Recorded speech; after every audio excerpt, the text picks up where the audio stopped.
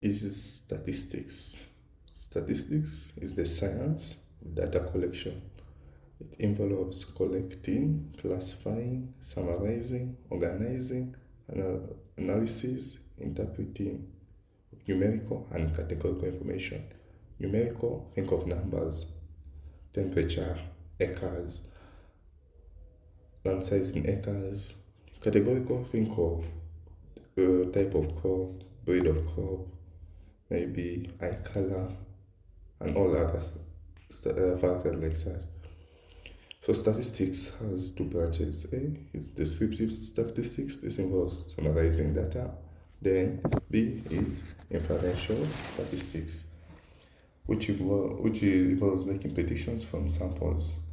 For example, think of a farmer in Masaka recording yields over 5 seasons. That's descriptive statistics. If she uses that data to predict next season's yield for the whole district, that's inferential statistics.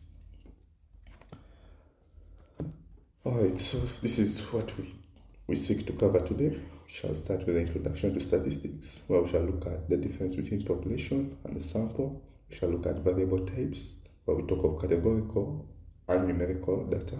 Then under numerical, we shall look at discrete and continuous data. Then we shall also look at levels of measurement, where we shall look at nominal, ordinal, interval, and ratio. We shall explain which falls under what. Then we shall look at the chart types: bar graph, histogram, scatter plot, time series. After that, we shall proceed to central tendencies. We know that data has a tendency of having some sort of center. So we can measure that in terms of mean. We shall look at this formula later on, and we shall also learn that mean is affected by outliers. I will define this term outliers later on. Go on.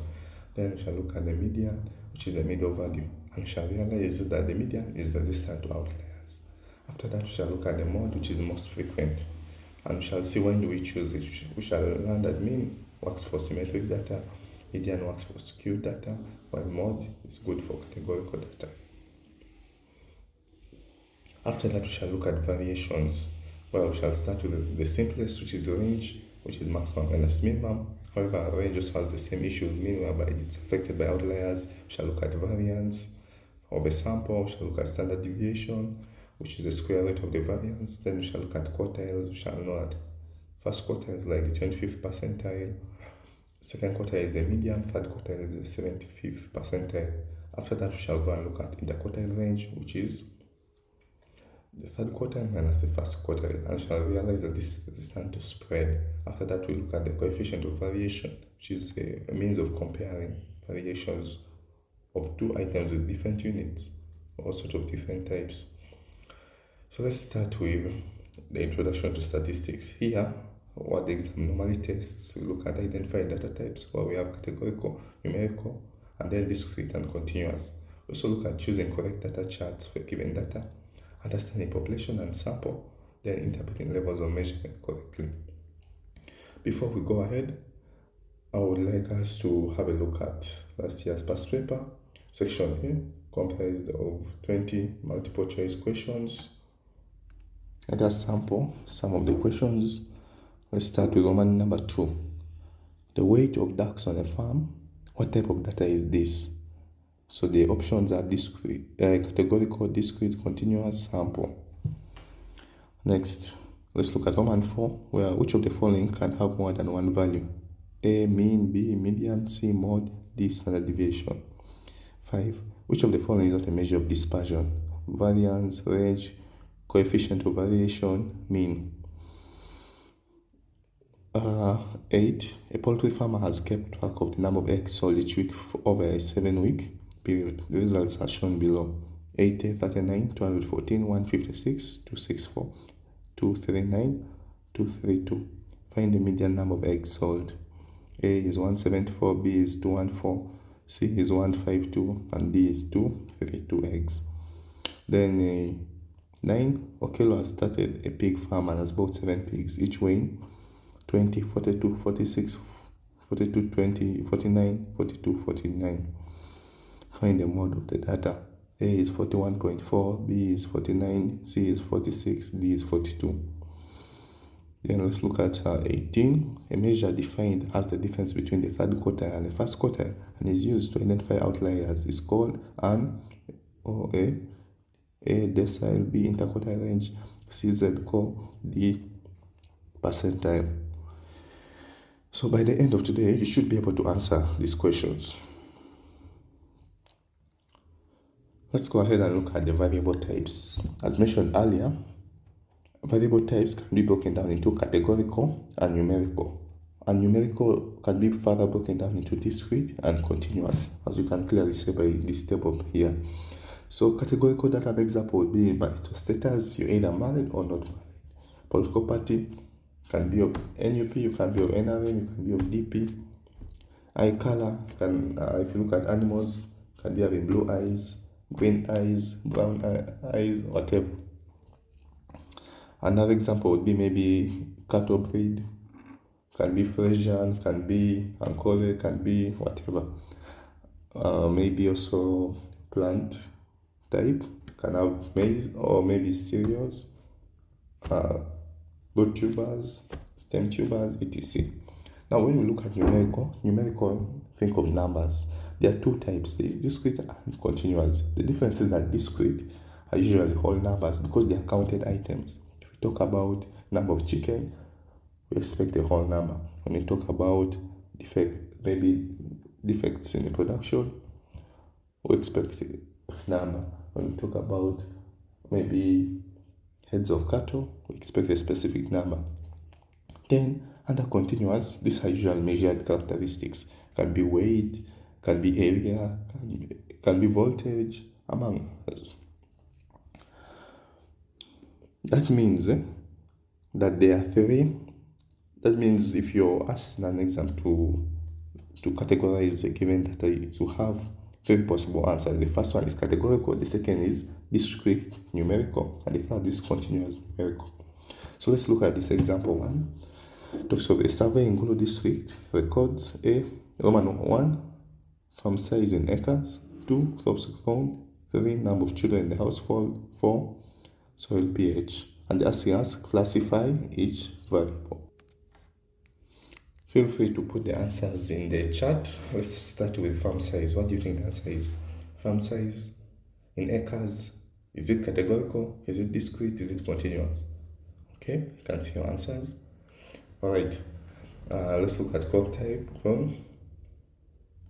Is it categorical? Is it discrete? Is it continuous? All right, keep putting answers in the chat. Yes, you can even just say in short, quant, cat, this, to summarize it. We all understand what it means. Let's look at number of children in a household. Is it categorical? Is it discrete? Is it continuous? Nice. Keep putting your answers in the chat. And lastly, soil pH. Is it categorical? Is it this? Is it quant? All right. Okay, so here are the answers. Let's see if you got it right. Farm size, we know this is a measured thing. You go and measure someone's land, and that's a continuous. It's continuous numerical. Crop type, these are categories. Can be like maize, beans, oats, stem tubers, what? So that's categorical. Number of children, they are counted. So these are discrete numerical. While soil pH is the measured variable. So it's continuous numerical. Now we are going to look at the difference between population and a sample. So what is population? When we talk about population, these are all items or individuals about which you want to draw a conclusion, while a sample is a selected portion of the population of items or individuals. So when we talk of population census, we are going to count each and every person. But when we talk of a survey, we don't go and talk to each person. We sample a few that represents the whole market, the whole population we sample. So when you try to count the population, it's first of all, the population is large. It's very costly to count, to collect data, and also time consuming. So normally we resort to sampling, where we do surveys and other methods of sampling. random sampling, among others. So in exams, they'll ask you, is this a population or sample? If it says all, then it's a population. If it says selected, it's a sample. One thing to take note, going forward, we shall be looking, especially when we reach the part of variation, we shall be focused on only sample. We shall not be looking at population. I'll explain the difference later. Or in short, for a sample, for it to be considered a population, the number of items have to be more than 30. In normal data, for us to say that's population data, if you have data that is less than what? Less than 30, that is sample data. And this is important when calculating variance, because you'll realize that there's a slight difference between formulas for variation, standard deviation, because in a population we divide by n, while in a sample we divide by n minus 1. So today we shall be dividing by n minus 1. We shall not look at population. Alright, let's go ahead and have a look at this example. The Uganda Bureau of Statistics selects 1,000 households from Kampala to estimate average income. Identify population and sample. So what is the population? Let's see your answer in the chat. What is the population? Yes. I've seen a few answers. Now let's look at what is the sample. We're now talking about sample. Let's see your answers in the chat. Alright. So let's have a look at the answer. So population is all households in Kampala, while the sample is the 1,000 selected households. And here the parameter that has been estimated is the average household income. Let's go ahead and look at chart selection. When do we use which chart? So let's start with the bar chart or pie chart. These two are commonly used for categories. So in a bar chart, a bar shows each category, the length of which represents the amount, can be frequency or percentage of values falling into a category, which come from the summary table of the variables. So here we have a bar chart showing banking preferences. We see the percentage of people who prefer internet is about 25%, those who prefer in-person or branch about 40%, those who prefer drive-through services at the branch is about 17%, those who prefer automated or live telephone about 30%, then those who prefer ATM about 60%. Now under a pie chart is a circle broken into two slices that represent each category. The size of each slice or the pie varies according to the percentage in each category. So in the same data, we could represent it using a pie chart, and you can see that more clearly that the people who prefer in person at the branch are clearly larger, followed by those who prefer automated services and henceforth. Then third is a histogram. This is for numerical groups. For example, we have here a histogram showing the distribution of maize yields in kilograms per acre in Iganga district. We have the maize yield kg per kilogram on the x-axis, and on the y-axis we have the number of farms of frequency. So from about 400 to 500 we have about 30 farms having that output. From 500 to 600 we have about 5 farms. From 600 to 700 we have 10 farms, and henceforth, as you can see the data. Then we also have a scatter plot. Scatter plot is used to study two numerical variables. For example, in this case, we want to see what's the relationship between annual rainfall and coffee yield in Masaka district. So we put the annual rainfall in millimeters on the x-axis, then the coffee yield, that is 60 kilogram bags per hectare, on the y-axis. And we plot, and you realize that there's a correlation. That is, the higher the annual rainfall, the higher the coffee yield. A time series is a graphical representation where data points are plotted in chronological order, usually at regular time intervals, to identify trends, cycles, or season variations. So here we are looking at monthly matoke prices and Nakasero market here in Kampala. So we realize that a batch of matoke January cost 30,000, in February 32,000, in March it jumps to about 35,000, then it comes back to 28,000, then May it's at its least at about 25,000. This could be due to the harvest season, because around May is when the harvest is maximum, and it goes on, and you realize that it goes and peaks at 40,000 December. Why? We all know that's the festive season, then we have just come out from. So in the plot above, we are tracking the monthly market price of a bunch of matoke and Nakasero market in Kampala over 1 year. You can observe significant price between April and June, which coincides with the peak harvest season in the central and western regions of Uganda. Conversely, the price spikes in December due to the high demand during the Christmas festives. For an agribusiness entrepreneur, this plot is an essential forecasting tool to determine the best month for sourcing produce or planning a middleman strategy to maximize margins. So as an agribusiness entrepreneur, you know that you want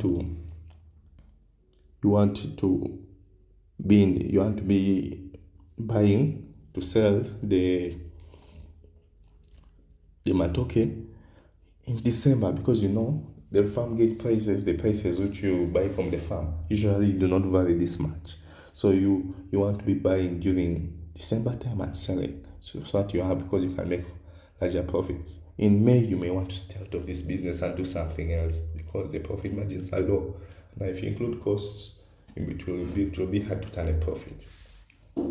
This is the statistics that we are going to be applying in our day-to-day life. Let's look at this example. You have monthly milk production in liters for 50 farms in Barara.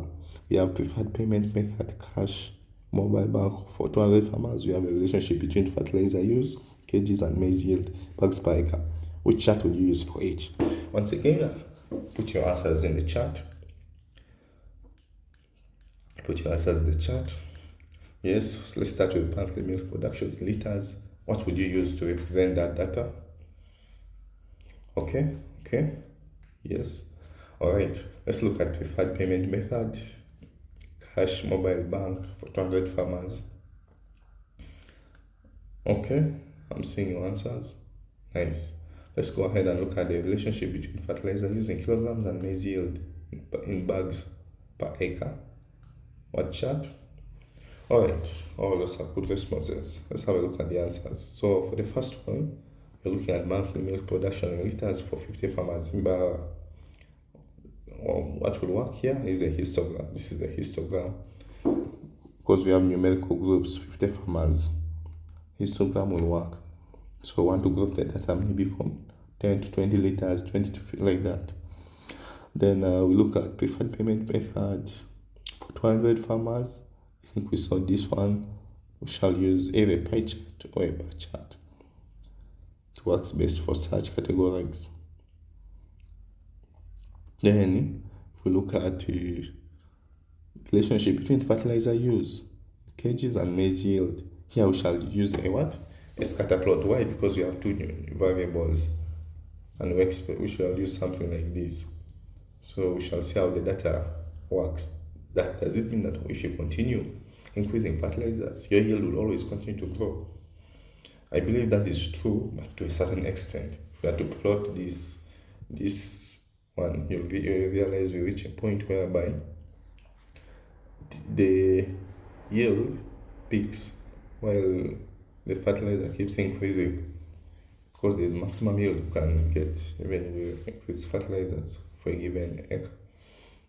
Okay, now that we have clearly studied this, let's go ahead and look at the levels of measurement. Remember, we talked of nominal, ordinal, interval, then ratio. So levels of measurement, for example, nominal, simply names, can be like cities. For example, Urusot, Kampala. Ordinal, we'll think of ordered. And if we talk about the wealth of farmers, can be low wealth, medium wealth, high wealth. We talk about the quality, can be first class portion, second class portion, third class portion. We talk about your degree. Can be first class degree, second class degree, all that is ordinal. Then we look at interval. Interval involves equal intervals where there is no true zero. For example, temperature. The 0 degrees does not mean no temperature. The same applies for longitude. 0 degrees longitude does not mean that there is absence of longitude. It is just a point. Then there is ratio, which is true zero. This is why we look at things like land, where 0 acres means no land. We look at many other factors whereby they think where 0 means nothing. So here they're asking you to classify the farmer ratings: poor, fair, good. Then temperature in degrees Celsius at the farm, then farm income in Ugandan shillings, then district names. So let's start with farmer rating: poor, fair, good. What do you think this falls under? Does it fall under nominal? Does it fall under ordinal? Does it fall under interval? Does it fall under ratio? Put your answers in the chat. Yes, I'm saying yes. Yes. Nice. Alright, let's proceed and look at temperature in degrees Celsius. Temperature in degrees Celsius, does it fall under nominal? Does it fall under ordinal? Does it fall under interval? Does it fall under ratio? Okay, yes, I can see your answers. Alright, now let's go to the third one. Farm size, farm incomes in UGX. Farm incomes in UGX, does it fall under ratio? Does it fall under interval? Does it fall under ordinal? Does it fall under nominal? Yes. Okay, that's nice. And lastly, district names, where do they fall? Does it fall under ratio? Does it fall under interval? Does it fall under ordinal? Does it fall under nominal? Put your answer in the chat. Yes, I encourage us that let's engage. I would like to see all of us respond to these questions. Okay. That's the way we can gain maximum benefit. Alright, let's go ahead and look at solutions. So farmer rating is ordinal. Why these are ordered categories? Can be poor, fair, or good. Temperature in degrees Celsius is interval. Why? Because there is not true zero. Meaning 0 degrees Celsius does not mean no temperature. Farm incomes is a ratio. Why? 0 Ugandan shillings means no income. District names is nominal. Why? These are just labels. Okay. So remember, temperature scales are always intervals when you're answering your exams. Then income or money is always a ratio. Then if categories have inherent order, like ratings, it's ordinal. So nominal turns into ordinal if they are ordered. Okay. Now we're going to have a look at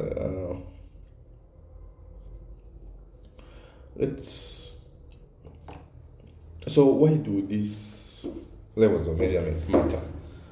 If you treat ordinal data as interval, your ranking is flawed. E.g., ranking partial quality as 1, 2, 3 does not mean that second class is twice as good as first. No. It's just a scale of quantity. So let's look at the quiz. There are simple quizzes here to test your understanding. I would like that we answer you do the work and you put your answer in the chat. We shall give about a minute per question for you to answer. You calculate, get your answer, put it in the chat. So let's start with A. A starting ginger collects A, number of cattle per farm. B, breed of cattle, where we have Ankole, Zebu, etc. Milk yield per day in liters. Then they're asking you to classify each variable and suggest one appropriate chart for each.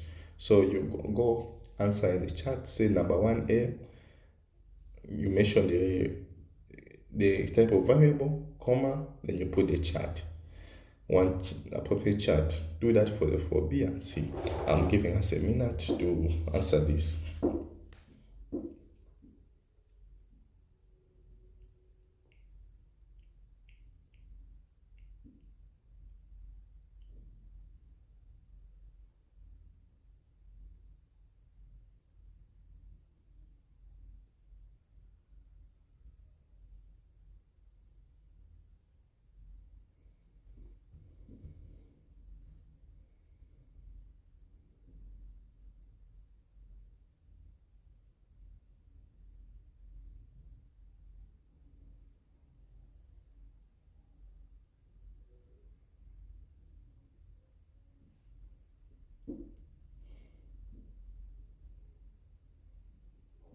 Alright, those are good responses.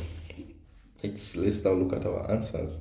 Number of cattle per farm, we know that is district numerical. And what would you use? A bar chart. Then histogram. Then you have breed of cattle. Ankole Zebu.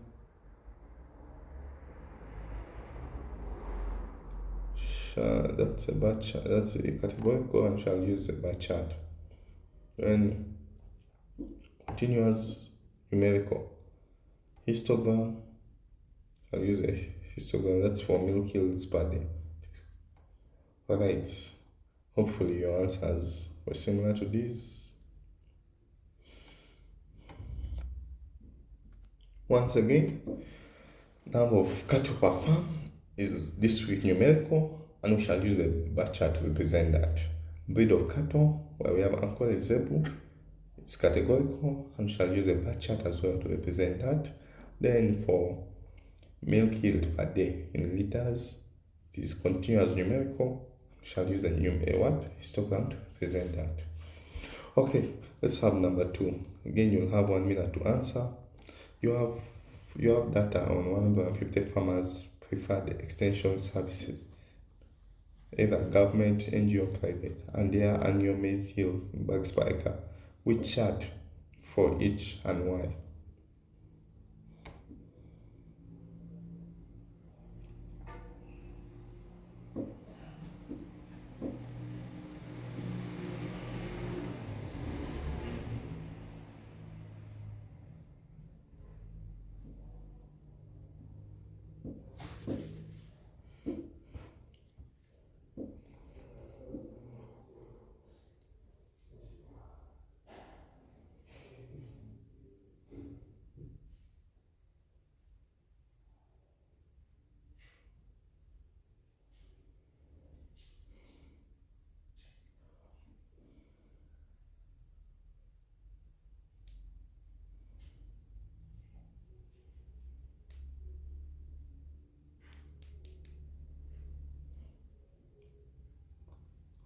Okay, I've seen your answers in the chat. Let's now look at the response. So preferred service, we can use a bar chart because it's categorical. Then annual maize yield, we'll use we shall use a histogram because the numerical distribution. Nice. Our third number is here. The Ministry of Agriculture survey is 500 of 10,000 registered coffee farmers. Identify the population and sample and one parameter of interest. Put your answers in the chat. What is the sample? What's the population? And what's the parameter of interest?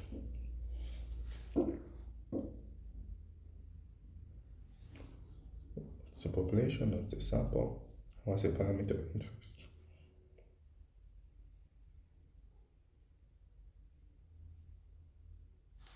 Okay, let's look at the answers. The population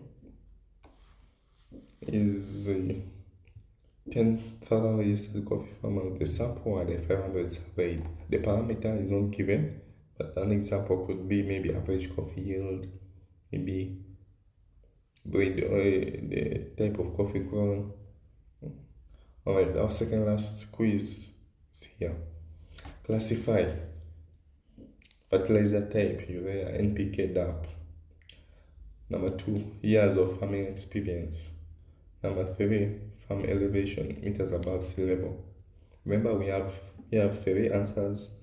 First answer can be categorical, the second can be discrete numerical, and the third can be continuous numerical. Feel free to use short forms to mention your answers in the chat.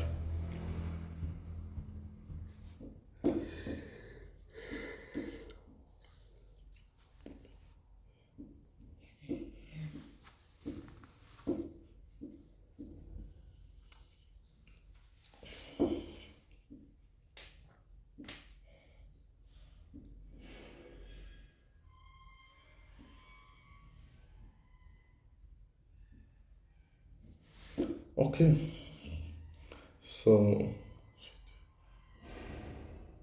so they want you to classify based on the levels of measurement, not not what, not the type of data. All right. Question was not clear. I think I'll correct that. Classify based on levels of measurement.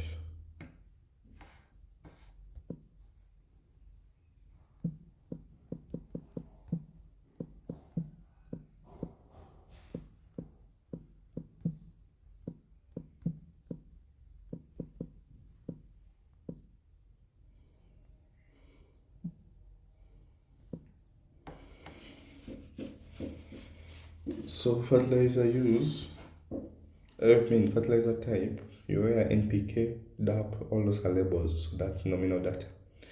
Years of farming experience, that's a ratio.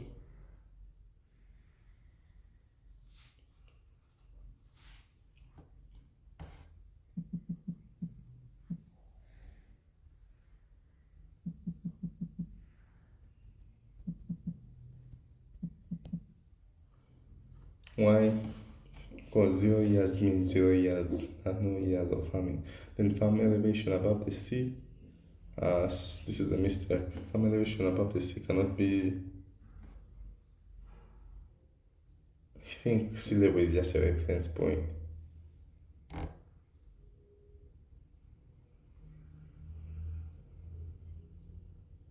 I think let's look at this. What do you guys think about this one relation?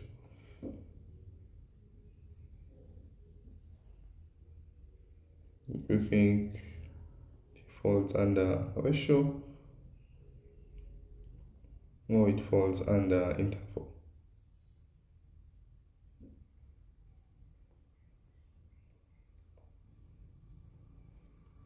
Let's put this on this. I'll find out. I'll do more research and I'll get back to you guys. Okay, our last number. You want to show how many prices in Uganda shillings change monthly over 2 years. Which chart do you use and what level of measurement is price? So the chart, what chart do you use? Put your answers in the chat.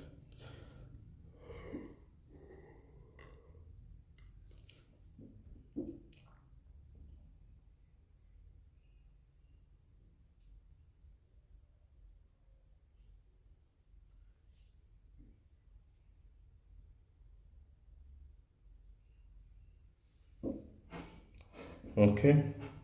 Then what level of measurement is price?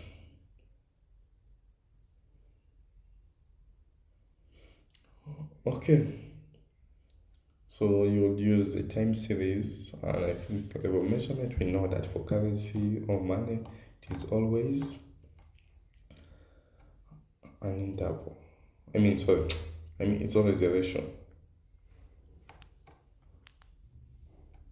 Time series plot or line chart, and price is ratio data. All right.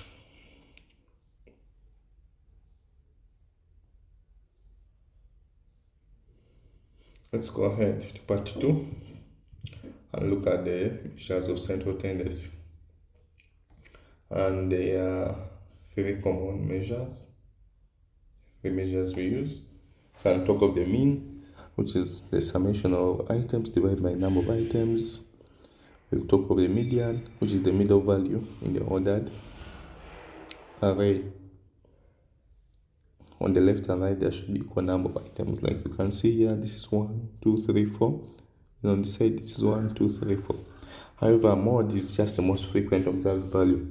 As you can see here, this one has this value. Let's see, has 3. The frequency is 3. So these measures help us summarize and understand the typical value in your data. That is measures of central tendency. You want to know what's the typical value. What is typical value? If you're gone and your farm, you're seeing the harvest, the output. You want to know what is the average output. You find the mean. If you've gone and you're looking at incomes, you want to know what is the middle income. The middle income to the median. If you've gone and you want to see what is the most crop grown, you use the mod. Okay. And examples here would be average maize yield per acre, middle value of farm sizes, then most common chicken breed. Yeah, in that order. So calculating the mean, median, and mode from raw data, normally you're awarded 2 to 3 marks for that. Choosing the appropriate measure when outliers exist. Yeah, I think the time has come for me to define outliers. Then solving one problem using agricultural data, you'll find questions. So before we proceed and have a look and study this, let's have a look at the past paper questions. In last year's paper, number 1, in section B, 20 marks. The question was, the following is a set of data from a sample of n equals to 6, 7, 4, 9, 7, 3, 12. Part A, they're asking you to compute the median, mean, and mode. Part B, they're saying compute the variance and standard deviation. Part C, compute the range, first quartile, second quartile, third quartile, and interquartile range. Then part D, they ask you to compute the Z core, the Z scores. They are asking you to conclude if the outliers. Then they are asking you to describe the shape of the data set in part E. If we proceed to number 5, we're given the following: n equals to 10 observations a sample from a normal population.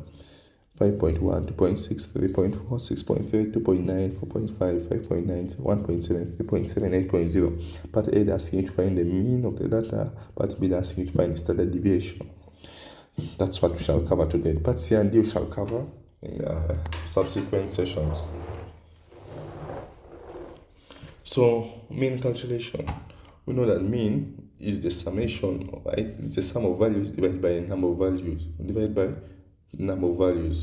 Mean is equals to summation of values, which is summation of x, divided by the number of values, which is n. In this case, we are dealing with samples. That's why we use small n. If it was a population, we would say summation of x divided by this. That's if the value was done. Actually, it will be summation of f of x divided by n. But for now, we're only looking at samples, so this works. So number 1 question is here. A maize farmer in Lira recorded weekly sales for 6 weeks. That's going to calculate the mean weekly sales. Alright, so we want the mean. We know that mean, the formula is clearly here. So we want to find the sum of items. So the sum will be equals to 250 plus 320 plus 280 plus 310 plus 290 plus 330. And this will give us and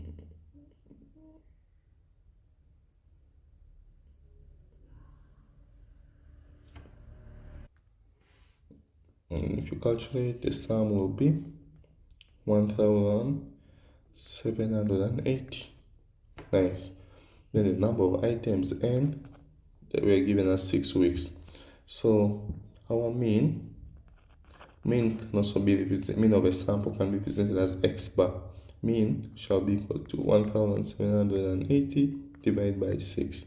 Our answer is approximately 296.67. So we conclude that the mean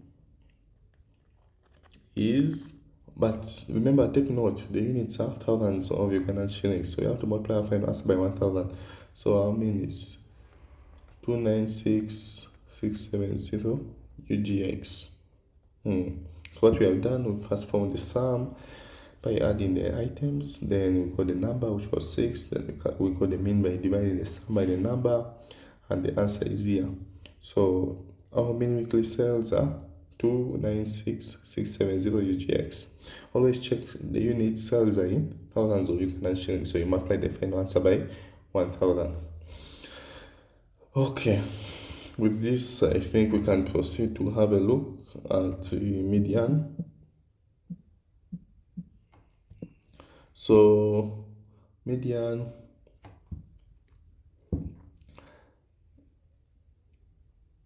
is the middle value when data is ordered, or the average of two middle values when data is ordered for, when there are even numbers of items. So median, you have to take note that median is simply the middle value, and this one is easier to find if they are odd. If there are 9 items, the middle value is the 5th. But what happens if there are 8 items? If there are 8 items, you get the average of the 4th and 5th to get your median. Let's look at example 2. A farmer in Masaka recorded eggs collected daily, and that was the number they're asking to find the median. So the first step is to order. You can see here the smallest I think is 78, followed by 82, followed by 85, followed by 88, right? Yeah, then 92, 95, 105. Is that correct? Okay, so these are 1, 2, 3, 4, 5, 6, 7 terms. There are 7 terms, which is odd. That means we just, so the median position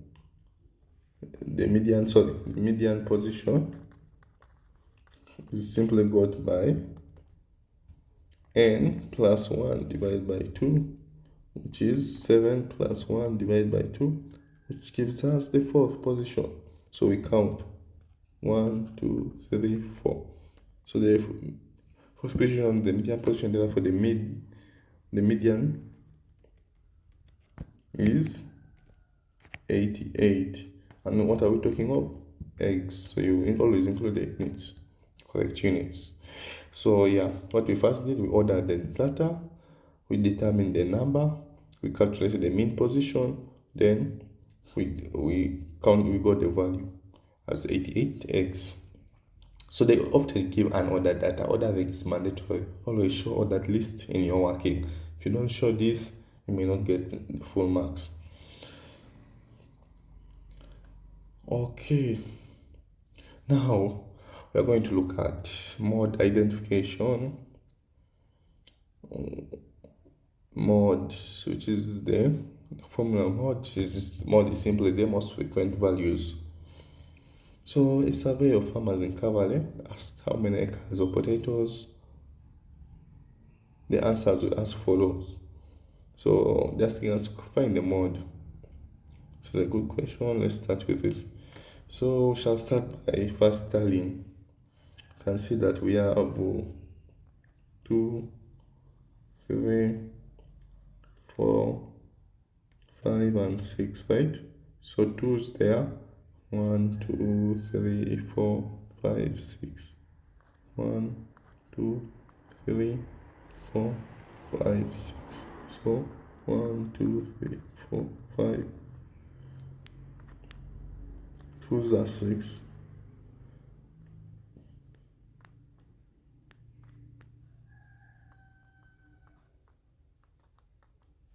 Okay, 3's, we have 1, 2, 3. 1, 2, 3. 4's, we have 1, 2. Is that all? 4's, 1, 2, then 3 here. 4's also 3. 5's, there. 1, 2. 5's are 2. 6 is 1. So our mode, we have 6, 3, 3, 2. So the highest is 6. So therefore the model number of acres is 2 acres. Alright, so we first created the frequency count where we saw that 2 appears 6 times, 3 appears 3 times, 4 appears 3 times, 5 appears 2 times, and 6 appears 1 time. And the highest frequency was 6, and the value was 2, therefore our mode was 2 acres.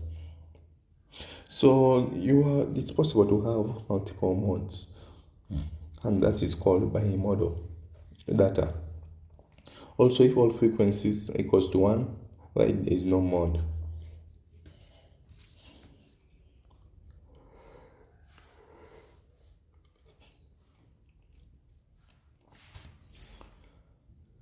Next, we shall look at choosing appropriate measure.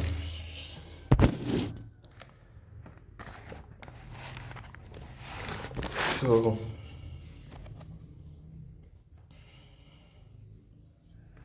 choosing when do we use the median, when do we use the mode, when do we use the mean. So we know mean works for symmetric data, where we know, so symmetric data, if you plot it, you expect to end up with something of this shape. Symmetric, the ones this side are the same as the ones the other side. If you split it in the middle, this side are equal to the other side. So mean represents that data very well. Median works well for skewed data. Skewed data is data which is like sort of like this, or it can be skewed to the left or skewed to the right like that. This works well for median, works well for this. Then mode works well for categorical data where we ask most common, can be breed, can be type of farming practice, or etc. For example, in a village in Karamoja, 7 farmers reported annual incomes of 3, 4, 5, 6, 7, 8, 50. Which measure best represents the typical income? Calculate it. So when you get such a question, the best thing to do is first calculate all the 3. So let's start with the mean. Our mean shall be equals to 3 plus 4 plus 5 plus 6 plus 7 plus 8 plus 50 divided by, these are 1, 2, 3, 4, 5, 6, 7. 7 items. What do we get? We get 83 as the sum divided by 7, which gives us approximately 11.86 million Ugandan shillings.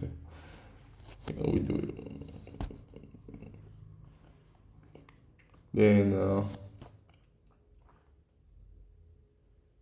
median,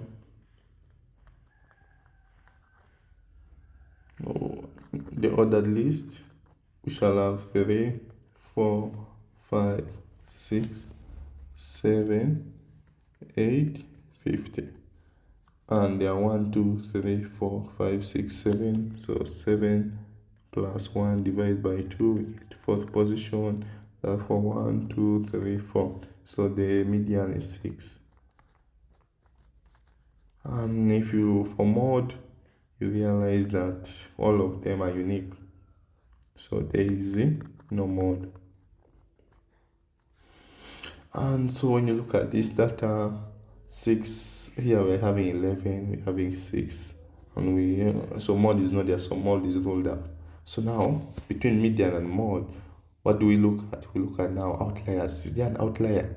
So to define outliers, outlier is like a number which is abnormal. Like now in this case, we are looking at annual incomes. 3, 4, 5, 6, 7. Then one guy says his is 50. So that's an outlier. Let's give an example in class. We have marks. Maybe the marks have come out and people have a marks of, let's say, ranging between 60 to 70. But then there's one guy who has 10%. So that's an outlier. Or one guy who has 99%. That's just an outlier. It is not ranging. So you want when there outliers, you want to avoid using the mean, because the outliers end up spoiling the data so much. So in that case, it's better for you to take the median. So you go, instead of taking that the average mark, you go ahead and say what's the middle mark. which will, so if you calculate average for the first case where there was a guy who had 10%, you will see that when the marks are ranging between 50 to 60, you'll find that the average has been pulled to maybe 50 or 40 something, which does not represent the data well. So you go and you pick the middle value and you end up with something like maybe 55. That is more useful information. So median better represents the typical. So here we can conclude that median better represents the typical income, and so we conclude that the median is equals to 6 million UGX. Yeah, so the question was which measure best represents the typical income, and asking us to calculate it. And we have concluded the median better represents the typical outcome, and the median is 6 million. So what we did, we checked for outliers and we saw that 50 is much higher than ours. We went ahead and calculated all the three measures of central tendency. We did the median, we got the mean, we got the mode. However, there was no mode, so between median and mean, we chose median because there was an outlier of 50, and mean does not work well for outliers. And we concluded and got our answer. Taking note the units. Yeah. So if you have any part you have not understood, feel free to ask a question. Your mic is on. You can ask in the chat. I'll be able to respond. You have a minute. Ask your questions.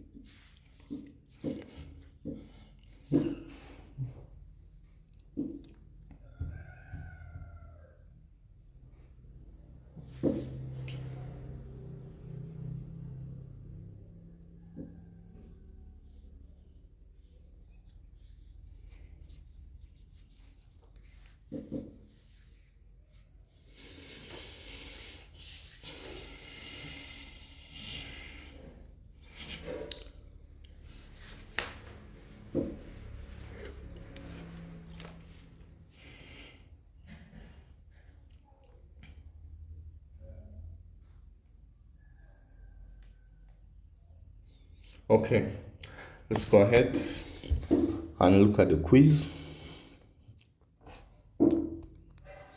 So, the first question, we have a coffee farmer's weekly yields in kilograms. As follows, they're asking you to calculate mean and median. So yes, go ahead, write the figures down and start calculating the mean and median. If you have a calculator, use it. If you don't have, hopefully you install the calculator app and you can do this. Actually, you can even use the calculator in your phone. You don't need even a special app. Okay. So you put your answers in the chat. Say mean. Put your answer if it's maybe 45 mean and 52 median. You say 45, 52. Right. I'm waiting. You have 2 minutes to do this.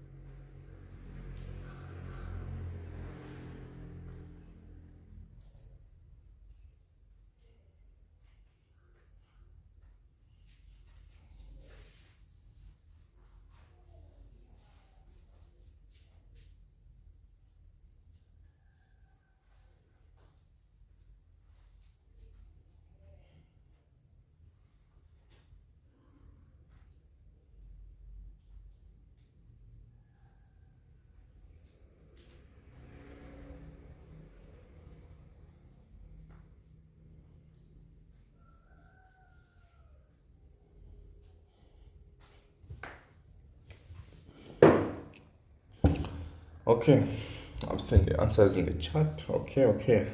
Let's have a look at them. So for me, the first part is you find the sum, then you divide by number of items.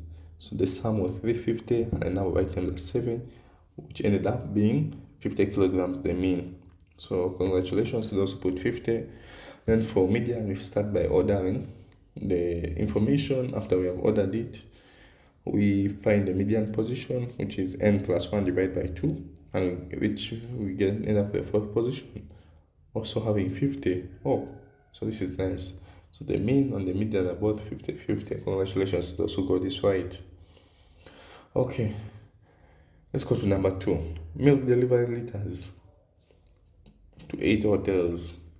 Milk delivery liters to 8 hotels is 20, 25, 22, 30, 28, 22, 24, 22. Just need to find them more than explain it. Alright, you have 2 minutes. Feel free to do the number.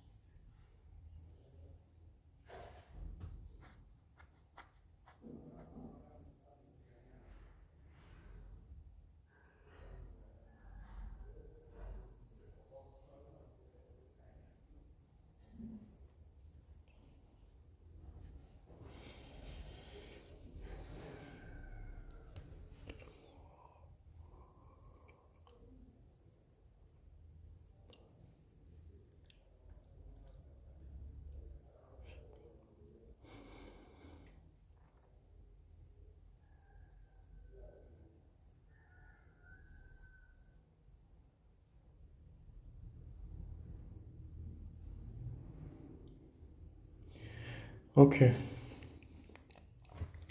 so what is the mode? Well, I see 22 in the chat. Alright, let's see. So the step is to first assign the frequencies. So 20 is 1, 22 there are 3, 24 there are 1, 25 1, 28 1, 31. Then we can clearly see that 22 has its frequency of 3. So the mode is 22 liters. And the explanation, 22 liters is the most common delivery quantity. Alright, our third number is here. We're given 5 farm sizes in acres of 9 farmers, which measure best to calculate it. What measure would you use? And then you calculate it after.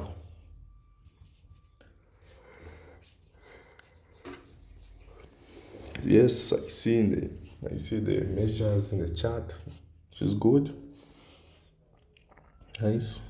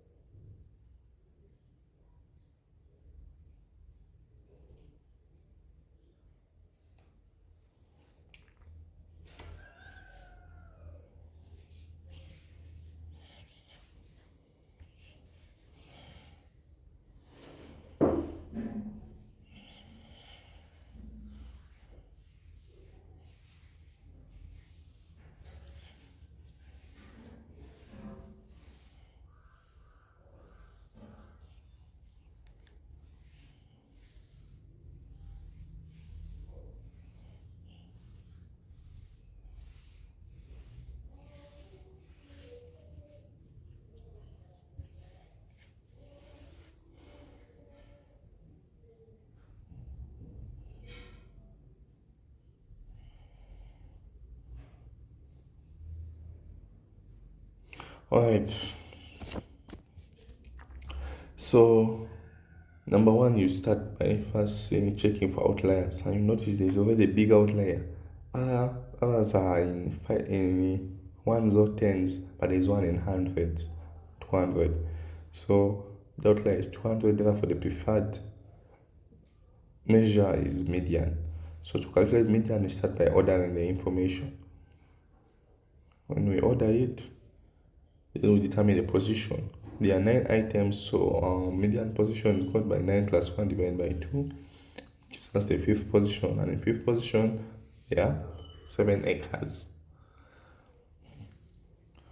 Okay, 7 was the correct answer for median. Next question, our second last question. We have monthly rainfall in millimeters in Gulu. And we are given the figures 120, 135, 140, 125, 130, 500. That's asking you to calculate mean and median. And asking you to explain the difference.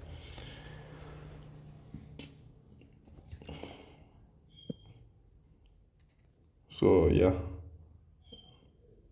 you have minutes, 2 minutes, answer that.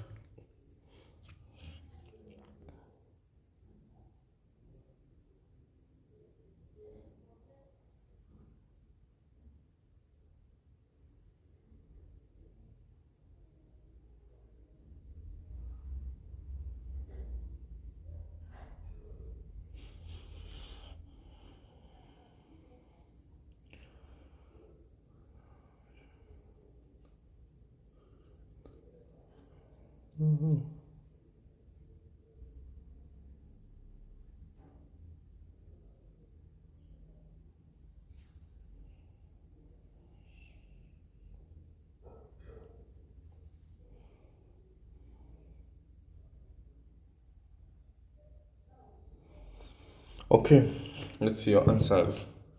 So for mean, we start by summing up, and the sum was 1150, and there were 6 items, so 1150 divided by 6, we get approximately 191.67. Then to get the median, we start by ordering the values. After ordering them, we get the median position, and the number of items are 6. So 6 plus 1 divided by 2, we get 3.5. 3.5 means the third and fourth positions. So what the values in the third position is 150, value in the fourth position is 135. We find the average. So 130 plus 135 is 132.2 divided by 2. Okay. So our answers are 191.67 and 132.5.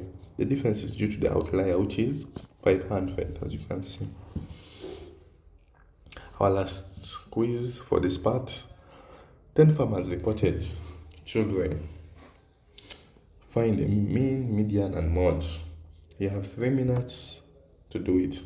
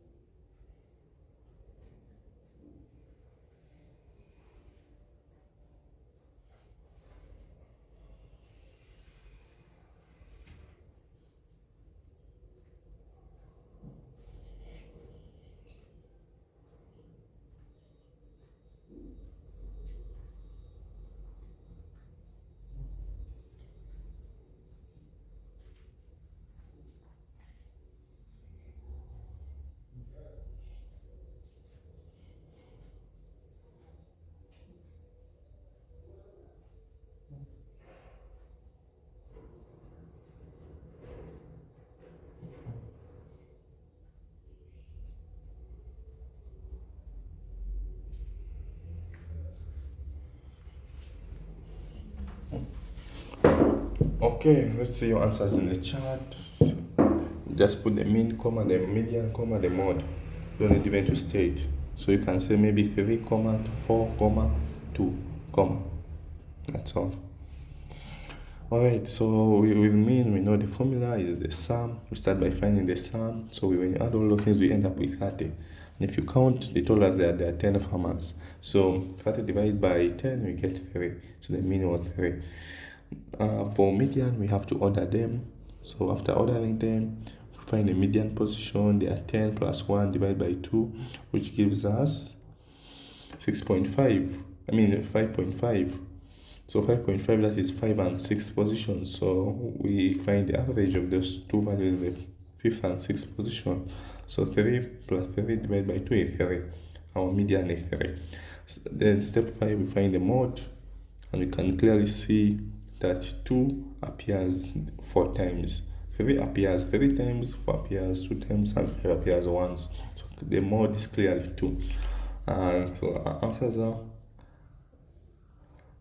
the mean is 3 children, the median is 3 children, and the mode is 2 children. Okay. Hopefully you got every number right. If not, hopefully you understood the corrections. So before we proceed to part 3, does anyone have any question on measures of central tendency? I'll talk of mean, median, mode. Any question, feel free to ask. I'll allow 2 minutes. You can ask in the chat, you can ask verbally. Feel free. You can raise your hand and you talk before, so that we are orderly. If not, you can ask in the chat. I'll make sure to go through all questions.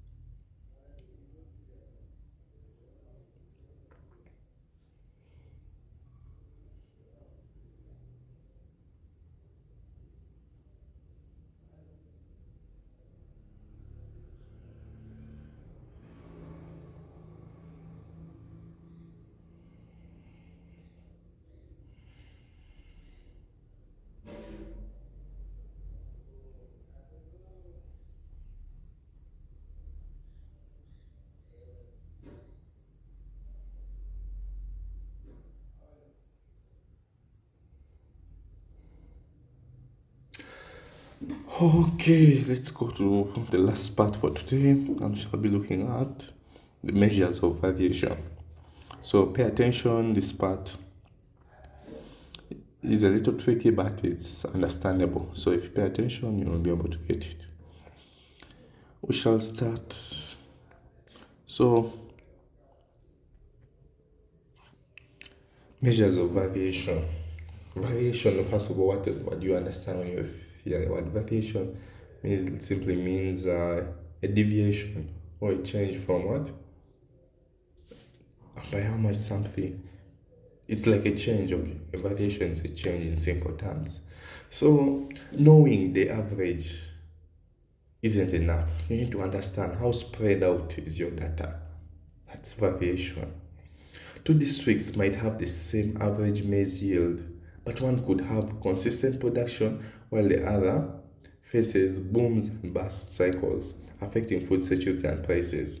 So having a high standard variation, for example, standard deviation, means that the data if you're looking at now the yield, it varies a lot. One season you can have 100,000 tons, another season 30,000 tons, another season 1,000 tons, which you, as an agribusiness person, you see that there is food insecurity here and price fluctuations if the output varies significantly. While you may have a place whereby the standard deviation is very low. So you find that the output maybe is around 80,000 tons, 83,000 tons, 81,000 tons. So that is manageable. So there you expect food security and steady prices. Alright, so here under measures of variation, we shall be calculating the range, variance, and standard deviation from all data. The usual award rate for marks for this. We shall also be interpreting quartiles and interquartile range in skewed data. We shall understand later what skewed means. So comparing variability between data sets. We shall also look at that. Then solving what problems with yield, income, and price data. So variations, as I mentioned earlier, can be broken down into these four categories. We have the range, variance, standard deviation, and coefficient of variation. So measures of variation give information on the spread of variability or dispersion of the data values. You can see this illustration here shows two graphs. One, all of them having the same center, but as you can realize, you can have the same mean or median, but then the deviation is different. The deviations are different. You find that this graph has a more deviation than this one here. All right. So let's start with range. Range is the simplest measure of variation. It is the difference between the largest and the smallest values. So our range equals to max minus minimum. The pros are that range is easy to calculate. However, the cons are it is highly sensitive to outliers. For example, we saw in the examples we did, whereby we were having values of 8, 5, 12, but then there was an outlier of 500. So the range for such data would be so inaccurate. So, okay, not inaccurate, but it would be so misleading. So, because 500 minus 8 gives you 492. But 12 minus 8 gives you just 4. Alright, let's look at variance. Variance is the average of the square deviations from the mean. So a deviation from the mean, you get all your values and you subtract the mean. For example, if you have your values of 22, 25, 30, 18, and the mean is 15, you start with 22 minus 15, 25 minus 15, 30 minus 15, 18 minus 15, and so forth. Then, so after you form your deviations, you have to square each one of them. So 22 minus 15, you get 7. 7 squared is 49. You do that, you repeat that for all the values. Then after you got the square deviations from the mean, you sum them up. So you find the summation of them. The summation. After you sum them up, then you divide by the number of items. But in this case, because we are dealing with samples, we are going to divide by n minus 1 instead of n. If we're dealing with the population, first of all, population, the variance, we use Greek letters. For mean, we use this. Then for standard deviation, we use sigma. Then we know variance is sigma is the mean, is the SD squared. So if we're using, this is what we'll end up with if we're using the whole population. So the difference, this F is frequency, because normally when you're doing a population, you'll find that there are people who have repeated values. Maybe if we look at 22, you'll find that there were 5 days which had 22. This normally does not happen with a sample. Sometimes it happens, but it's not common. So this is what you'll end up with. But because we are dealing with a sample, we shall only look at this for now, at this level. So summation of this divided by n minus 1. As I said earlier, variance is the average of the square deviations from the mean. This minus 1 is just a correction for errors, sampling errors. Let's go ahead and have a look at this example. A dairy farmer in Mbarara recorded daily milk yields in liters for 5 days as 22, 25, 30, 18, and 20. They're asking us to calculate the range. So, and variance, range and variance. So we start with range. Equal to the highest value is 30 and the lowest is 18. So range is 12 liters. Always remember the units. Then variance our variance is equals to summation of the deviations from the mean, the square, divided by the number of items. But because of the correction, we subtract -1. So now we have to find the deviations from the means, the square deviations. So we shall start with calculating the mean, which is x bar when we're dealing with sample, shall be 22 plus 25 plus 30 plus 18 plus 20, all divided by 5. We shall end up with our mean as our total would be 115. Please check, confirm if that's correct. Divided by 5, which gives us 23.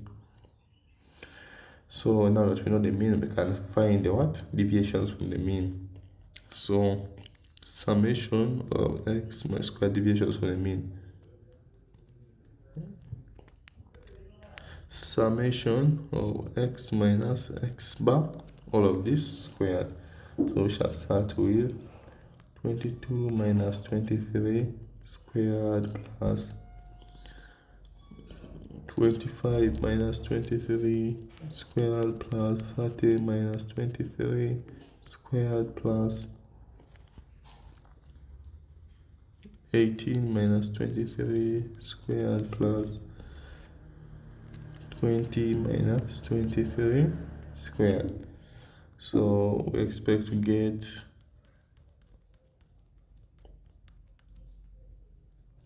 the first one, the difference is 1. When you square 1, -1, you get +1. Plus, here the difference is 2. When you square, you get 4. Here the difference is 7. When you square, you get 49. Here the difference is 5. When you square, you get 25. Here the difference is 3. When you square, you get 9. Okay, so when you add all this up, you end up with 88 as the summation of square deviations. So our variance shall be equal to 88 divided by 5 minus 1, which is 88 divided by 4, which is 22. So 22 meters squared. Remember, variance is squared, so the units have to be squared. Okay, hopefully that is clear. So therefore range, max minus lowest, we got 12 liters. To get variance, we started by finding the mean, which was the sum divided by number of items, we end up with 23. For deviations, we calculated, then we got the sum of squares, and we got as 88 divided by number of items, which is 5 minus correction, 1, which is 88 over 4, giving us 22. So our answers were 12 liters for the range and 12 liters squared for the variance. Remember, variance units are squared. Always use the sample formula, which is divided by n1. The common error that you could make is dividing by n when looking at variations, which is not right, because for data sets less than 30, where n is less than 30, which are samples, we consider n minus 1, because we are dealing with samples, not population. The -1 is the sampling correction. Okay, now that we have looked at variance, let's look at the close sibling to variance, which is standard deviation. And standard deviation is simply the square root of the variance. So remember, here in sampling, for standard deviation we use s equals, and for variance we use s squared. So s is equals to square root of s squared. And we have an example using the example 1 data, calculate the standard deviation and interpret. So we know that s is the square root of s squared, and we calculated our s squared as 22 from the data. So the square root of 22 is Square root of 22 is approximately 4.69. Okay. And interpretation can say what was the data we're looking at? Daily milk yields. So the conclusion can be the daily milk yields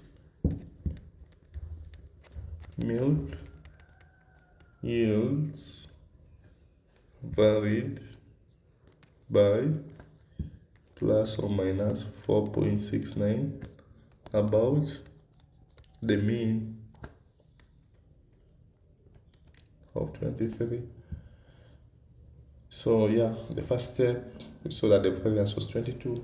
SD, the square root of 22, which is approximately 4.9. So typical daily milk yield varies by about plus or minus 6.69 liters from the mean of 23 liters. One thing to take note of, SD is in original units, liters. Interpretation must mention variation around the mean, interpreted as what does SD tell? The answer, it tells the average distance from the mean.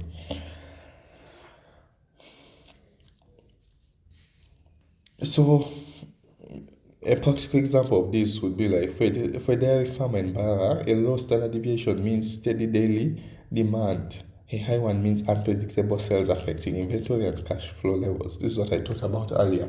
High standard deviation, unpredictability, and changes. Low means predictable, steady production. So yeah, this information can help you know, because if the output is not predictable, you expect prices to be unpredictable. This is very important in business. So let's go ahead and look at quartiles and interquartile range, IQRs, interquartile range. So we know that formulas, the first quartile is the 25th percentile. Second quartile is the median. Third quartile is the 75th percentile. While interquartile range is the Q1 minus Q2. So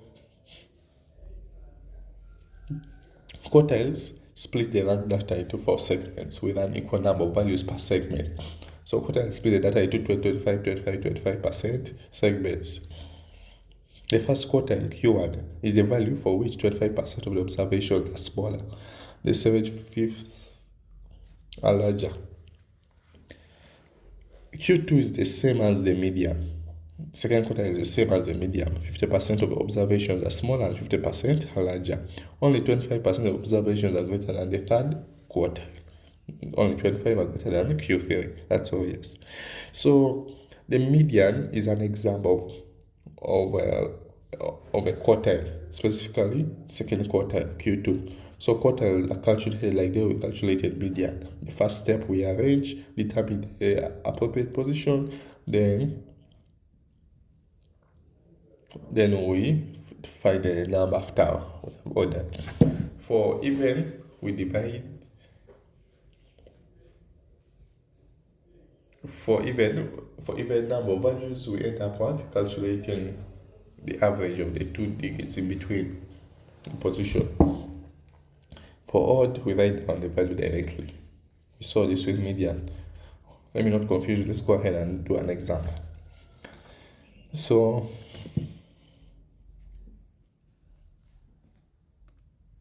let's go ahead and do this example. Coffee prices in Uganda shillings per kilogram from 8 markets. We have 5,000, 4,800, 5,200, 5,000, 4,700, 5,100, 4,900, and 5,300. That's saying us to find the first quartile, third quartile, and interquartile range. So Q1, the first quartile, can take it to be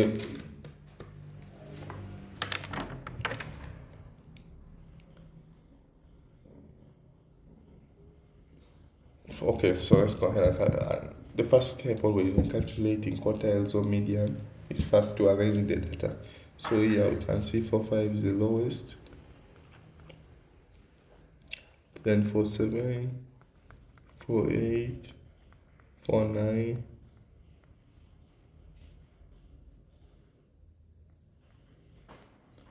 5,000, 5,100, 5,200, 5,300. Alright, so Q1 is equals to the median of lower half. If we can split this data into halves, Q1 is the median of the lower half. This works for even data. So this is even data, so we can split it. So if we split this, the lower half, this is the splitting point. We shall have 4.5, 4.7, 4.8, 4.9. And if you cross out, realize we come up with this. When we find their median, we are doing average divided by 2. And our answer is going to be 4.750 as our Q1. Alternatively, we could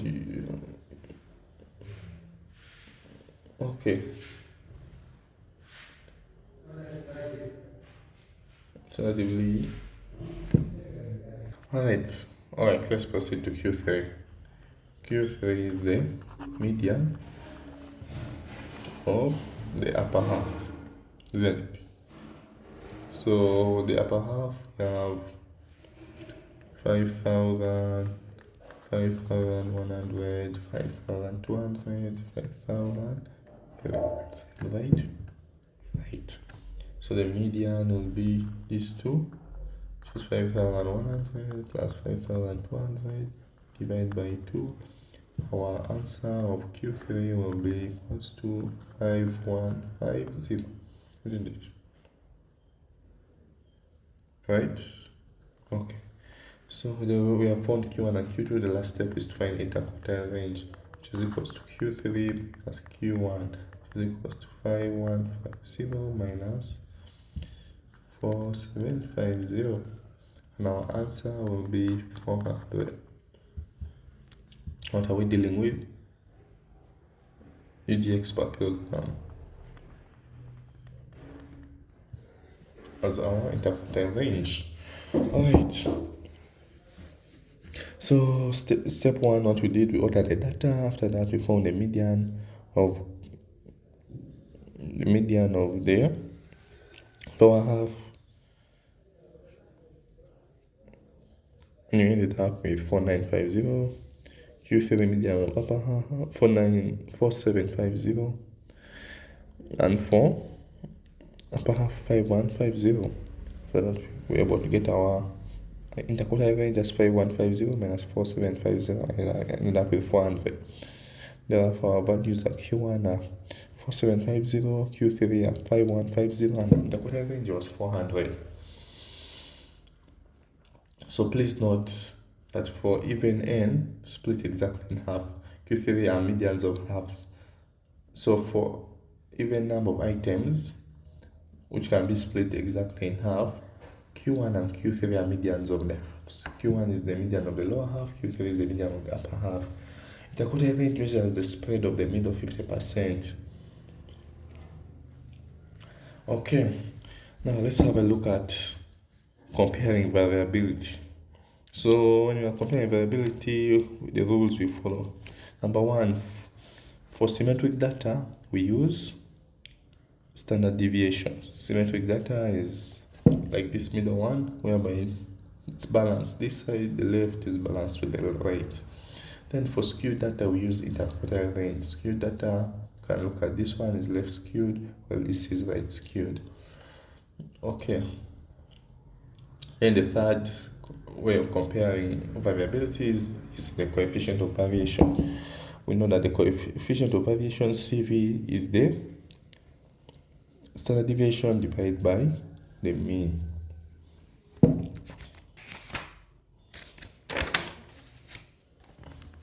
So you cannot compare the standard deviation of farm size in acres with the standard deviation of annual revenue in millions of Ugandan shillings directly. But with the coefficient of variation CV, you can.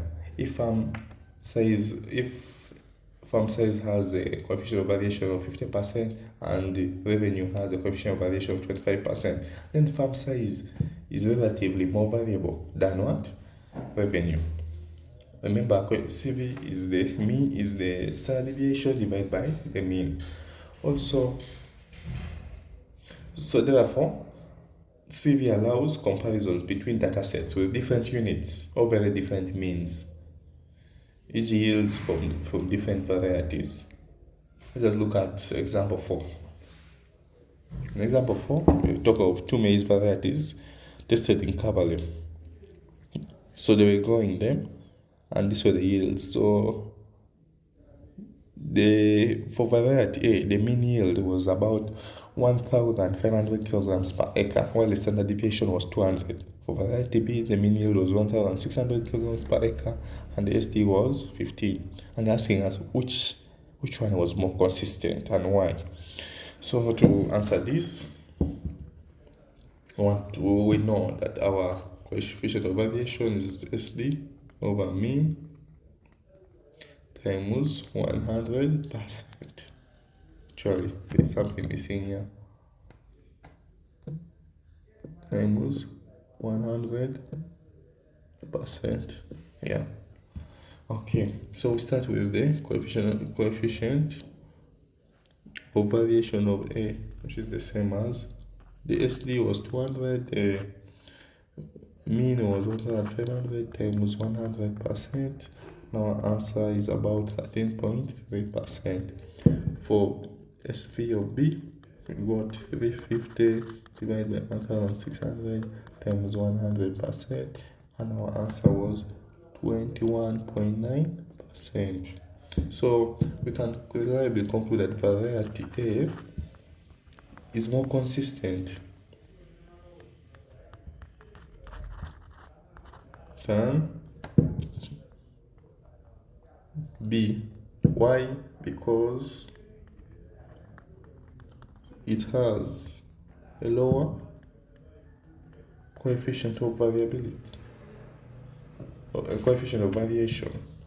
So the first thing we did, we compared the coefficients of variations. We got the CV of A by dividing its SD by mean and multiplying by 100%, giving us approximately 13%. And for B, by doing the same, we ended up with 21.9%. After that, we were able to derive a conclusion that variety A was more consistent because it had a lower CV. Note that the mean, when means differ, use CV to compare relative variability. Consistency means low variability. This is a common 2-mark question. Okay, let's now have a look at the z-scores. Now we know that things there are variations, but how do we exactly measure the level of variation? We use the z-score. So z-score measures the number of standard deviations from the mean. So we say the value minus the mean divided by the standard deviations. And when we end up with the z-score greater than 3, we know that there's a potential outlier. So sample statistics versus population parameters. Earlier I told you that at this level we shall be looking at sample statistics mainly. However, you may be asked to calculate for population. So when we talk of population, first of all, the mean, the symbol is that one, while for a sample we use x bar. For variance, we use sigma squared, while for sample we use s squared. For standard deviation, for population we use sigma, while for variance we use s. So the differences between a population and a sample can be a difference between a census and a survey.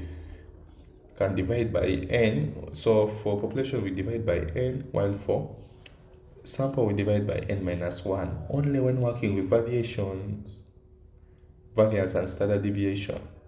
Do not make the same mistake when working with mean. Take note, only when working with variance and standard deviation does the correction come in. Okay, so let's look at the quiz section.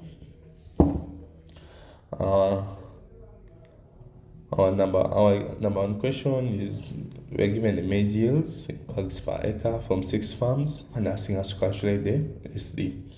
So go ahead, I'm giving you 2 minutes to work it out and you show me your answer. Also add a conclusion.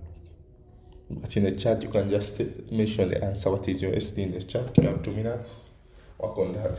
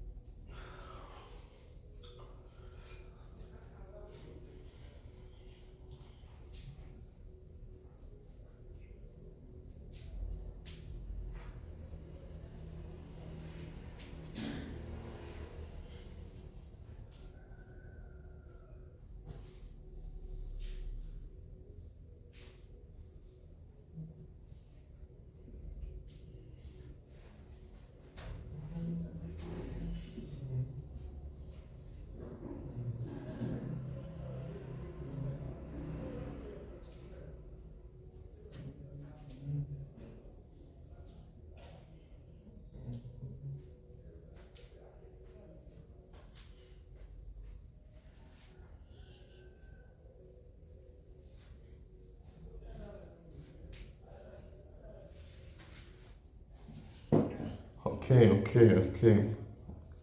So standard deviation, we are given values, so we know we are going to use this formula. SD is equals to square root.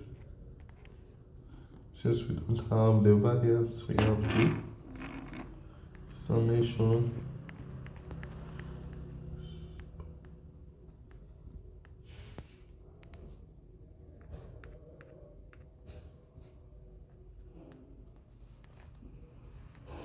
Remember, we are dealing with a sample.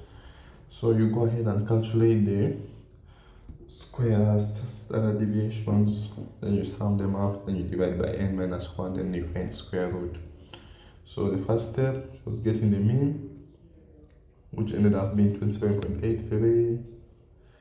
Then we got this deviation squared, and we summed them up, giving us 98.83. And our variance was 19.77. Square root of 19.77 gives us 4.45. Therefore, our SD was 4.45 bags per acre. So the number of bags per acre, the average number of bags per acre varied by plus or minus 4.45 from the mean was 27.83. Okay, our next question. Chicken prices in Ugandan shillings at 7 markets. Ugandan shillings per kilogram are given below. Find the Q1, Q3 and interquartile range. I'm giving you 3 minutes to do that. Do it. Okay, for you. It's a long one. 5 minutes. Do it.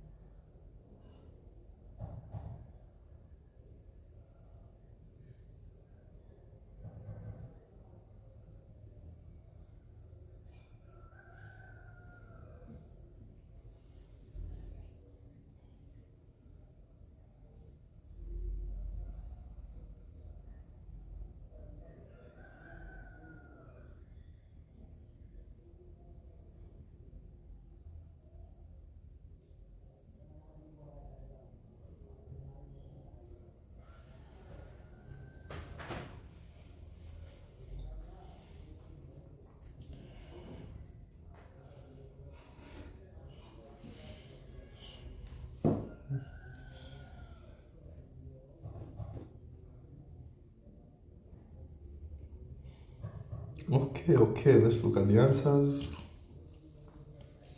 So we start by ordering,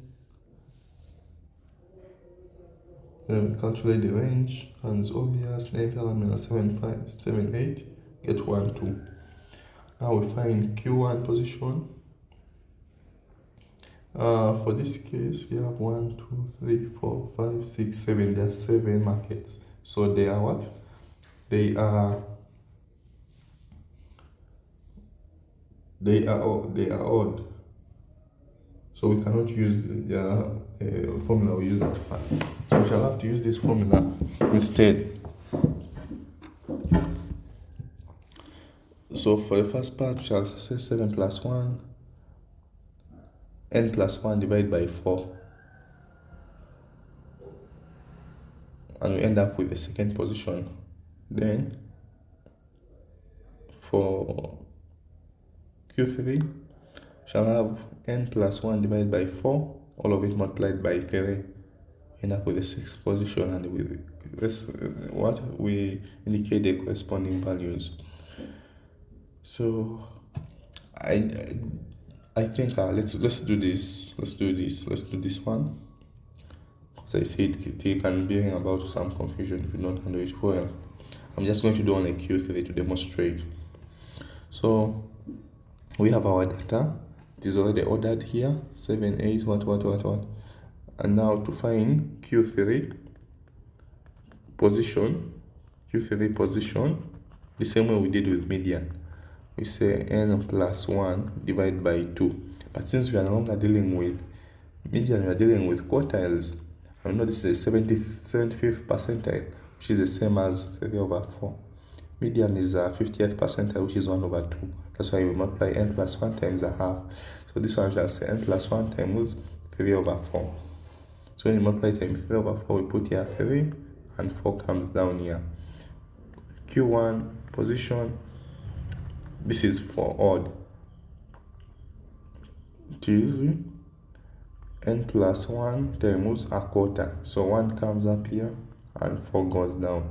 That's the simple idea. Let it not confuse you. Have we all got it? Okay. Let me. So now that you have that correction, let me give you time. You do it once again. I left that out in the early explanation.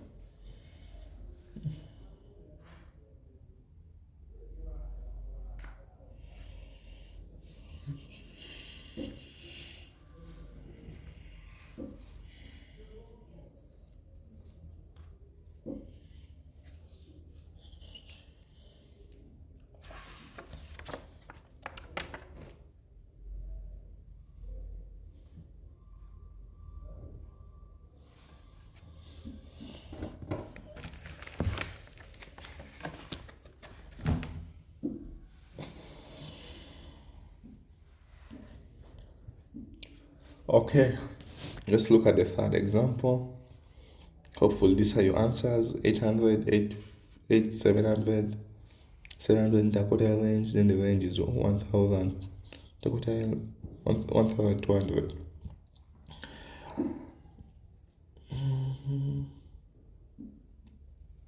So 2 tomato varieties, variety X, mean is 40 kg per plant, SD is 5, variety Y, 35 kg per plant, SD is 4. Which of the two is more variable relative to its mean? So they want us to find the CV. Alright, you have 3 minutes, do the number.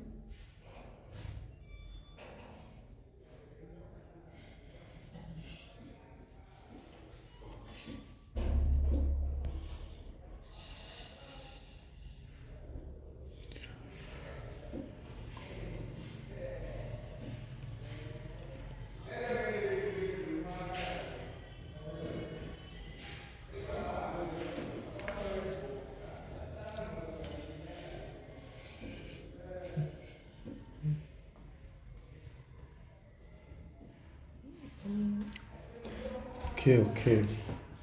Hopefully you've done the right thing. So CV of X, 12.5%. CV of Y is 11.4%. So higher CV means more variable. So therefore,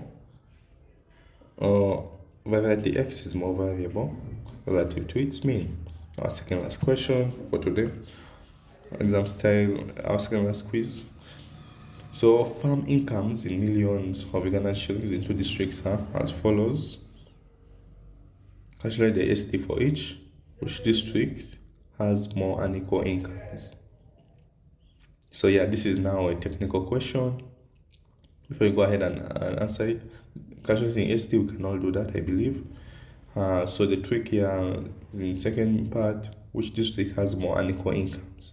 What does it mean for that being unequal? That means the standard deviation has to be high. So after you've got the SD of A and B, the one with the higher standard deviation becomes the one with the more unequal incomes.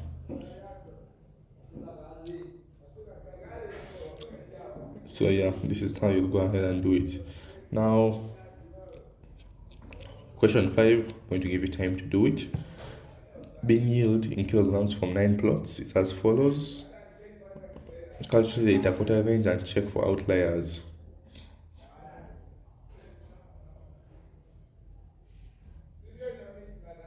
You have 3 minutes to get the interquartile range and check for outliers.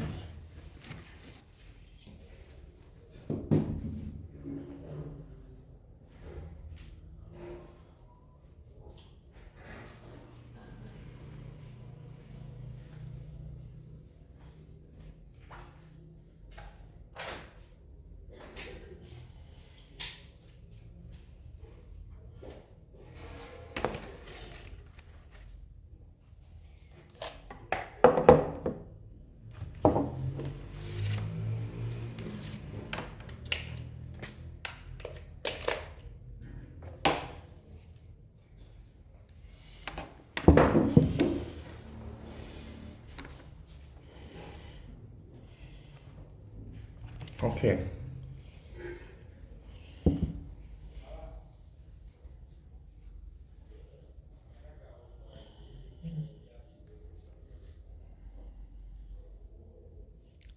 So in addition to this number, I want you to go ahead and find the range for number 5. Find the range. 1 minute.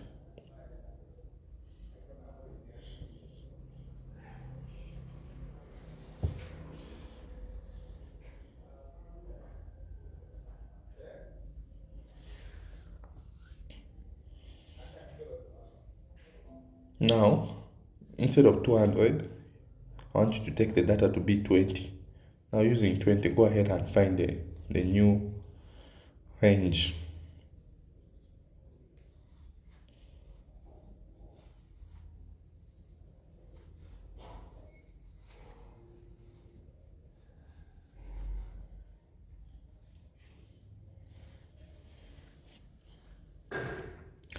So you'll realize that interquartile range is not affected by outliers, but range is heavily affected by outliers because our interquartile range, if you were to calculate a second time with 20 instead of 200, you'll realize that interquartile range is still what?